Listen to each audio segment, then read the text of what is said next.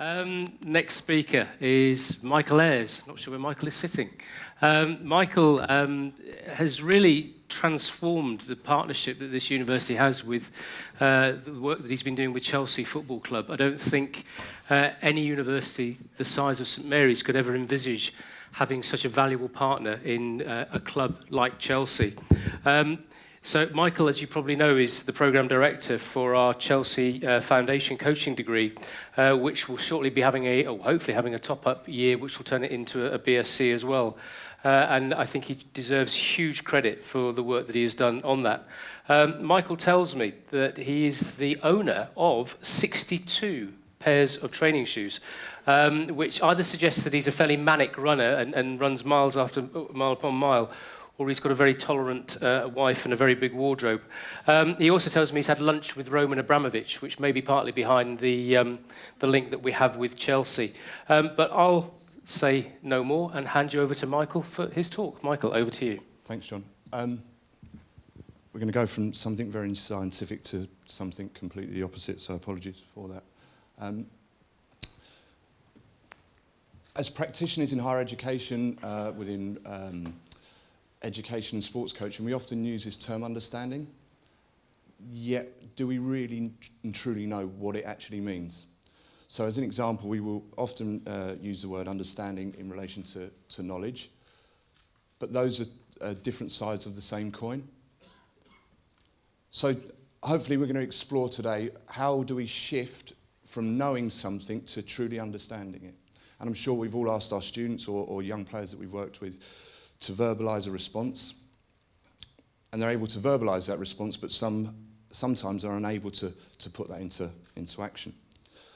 If we look at the current national curriculum as well, understanding, knowledge, skills are words that are consistently used throughout, yet probably understanding is the one we know least about.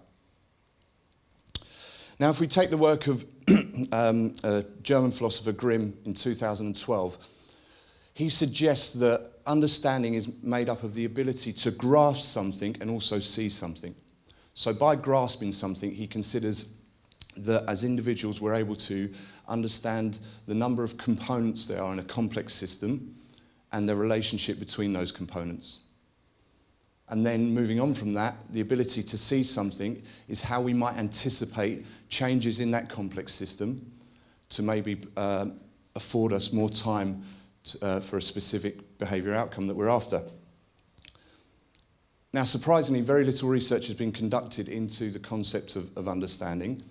If we consider Harvard University's teaching for understanding, so a pedagogy of understanding, they suggested that teachers who taught for understanding allowed their students to develop deep conceptual and procedural knowledge.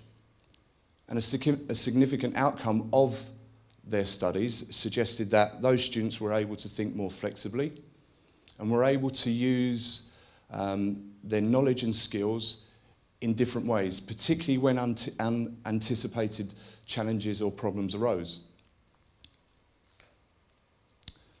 Now, I'm going to suggest that moving from knowing to understanding requires not only grasping and seeing, but two other concepts. I've got a short video for you to watch. Think about your physiological response when you see this video.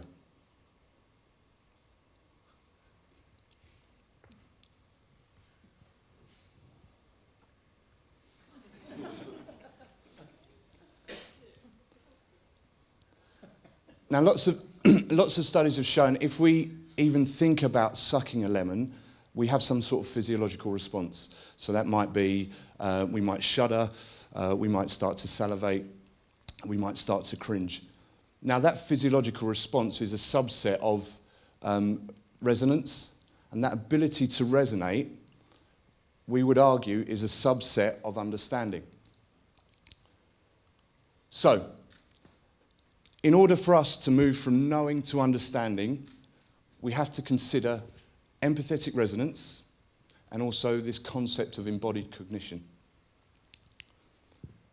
Now, when we talk about a very simple diagram of us passing a ball, it could be in football, netball, hockey, when we coach it or teach it, there's normally a very technical element to how we set it up and to the language that we might use. Shifting from that technical model to a model that embodies understanding and empathetic resonance would mean allowing me as the passer of the ball to actually truly understand how the player receiving the ball would feel as I make that pass. So effectively, we're almost sending a text message with that pass attached to it. So not only am I entering the private and perceptual world of my teammate, but there is message on the pass or on the throw that allows the player to make decisions before they have received the ball. This is a concept, those of you who are into football, that Barcelona have embedded into their coaching pedagogy at a very early age. So they will have systems set up whereby if I pass the ball to John, my movement as I make the pass will tell John exactly what he needs to do with the ball, rather than any verbal communication taking place. And then the other element of this is this concept of embodied cognition. Now, more often than not, we view the hockey stick, the ball, the football, the netball, as something that is an external object that we have to shift from one person to another. The concept of embodied cognition, and if we take the metaphor of the blind person with their stick, means that that ball or that object that we send is no longer an external object, but that object becomes part of us. So if we look at Merleau-Ponty's work, suggested that a blind person with a walking stick, or a white stick I should say, the feeling is extended beyond the hand. So the feeling now and the thinking actually takes place within the stick because it becomes an extension of that person's body. So likewise, if we consider games as complex systems, the ball, our teammates, the opposition become part of us. And so no longer do we take this reductionist approach of reducing things into small and significant parts. So what does this mean in terms of how we might engage young people in a coaching or physical education setting?